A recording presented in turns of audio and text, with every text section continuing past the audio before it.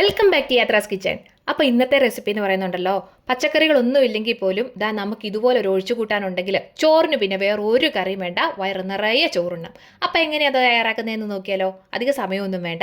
ഇതുപോലെ ഒരു ചീഞ്ചട്ടിയൊക്കെ നമ്മൾ അടുപ്പത്ത് വെച്ച് കൊടുത്തിട്ടുണ്ട്. അതിലേക്ക് ഒഴിച്ചു കൊടുത്തിരിക്കുന്നത് വെളിച്ചെണ്ണയാണ്.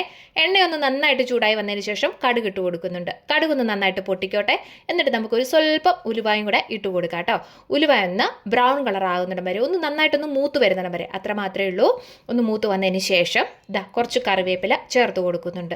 അതിൻ്റെ കൂടെ കുറച്ച് പച്ചമുളക് ചേർത്ത് കൊടുക്കുന്നുണ്ട്. ഒരു 4-5 പച്ചമുളക് അതിൻ്റെ ആവശ്യമുള്ളൂ. പിന്നെ എരിവിനനുസരിച്ച് വേണമെങ്കിൽ ചേർത്ത് കൊടുക്കാം. ഒരു 5-6 കൊച്ചുള്ളി ചെറുതായിട്ട് അരിഞ്ഞെടുത്തതാണ്, കാരണം കുറച്ച് നന്നായിട്ട് അരിഞ്ഞെടുത്തതാണ് കേട്ടോ. അപ്പോൾ ഇതെല്ലാം കൂടെ കൂട്ടി നന്നായിട്ടൊന്ന് ഇളക്കി കൊടുത്താലോ. അപ്പോൾ ഒരു 3-4 മിനിറ്റ് ഇതുപോലെ നന്നായിട്ടൊന്ന് ഇളക്കി കൊടുക്കണം. നല്ലൊരു മണം വരും കേട്ടോ. അത് മാത്രം മതി നമുക്കൊന്ന് ചോറുണ്ണാനായിട്ട്. എന്നാ സ്വാദാന്നറിയാവോ ഇത് കൂട്ടി ചോറുണ്ണാൻ. അപ്പോൾ ഒരു 3-4 മിനിറ്റ് നമ്മൾ ഇതുപോലെ ഒന്ന് ഇളക്കി കൊടുക്കുന്നുണ്ട്. ആ ഉള്ളിയുടെ ആ ഒരു പച്ചമണം മാറിയും അതുപോലെ പച്ചമുളകിൻ്റെ ആ ഒരു പച്ച ചൊവയൊക്കെ ഒന്ന് മാറി റെഡിയായി വരണം. ആ സമയം കൊണ്ട് നമ്മളൊരു നാരങ്ങ വലുപ്പത്തിലുള്ള പുളിയെടുത്ത് വെള്ളത്തിലിട്ടിട്ടുണ്ടായിരുന്നു. ചെറു ചൂടുവെള്ളത്തിലാണ് ഇട്ട് വെച്ചിരുന്നത്. ഇനി അത് നന്നായിട്ടൊന്ന് പിഴിഞ്ഞെടുക്കണം. അതിൻ്റെ ചണ്ടിയൊക്കെ ഒന്ന് കളഞ്ഞ് നല്ല വൃത്തിയായിട്ടൊന്ന് എടുക്കണം കേട്ടോ. അത് നമ്മുടെ ഈ മുളകിൻ്റെ മിക്സിൻ്റെ അകത്തോട്ട് ചേർത്ത് കൊടുക്കുന്നുണ്ട്. പുളി പിഴിഞ്ഞെടുത്തിരിക്കുന്നത്. വെള്ളം എത്രത്തോളം നമുക്ക് ആവശ്യമുണ്ടോ അത്രത്തോളം നമുക്ക് ചേർത്ത് കൊടുക്കാവുന്നതാണ്. അപ്പോൾ പുളി ഒന്ന് നോക്കുക, അതിനനുസരിച്ച് വേണം പുളിയും നമ്മൾ എടുക്കാനായിട്ട് കേട്ടോ.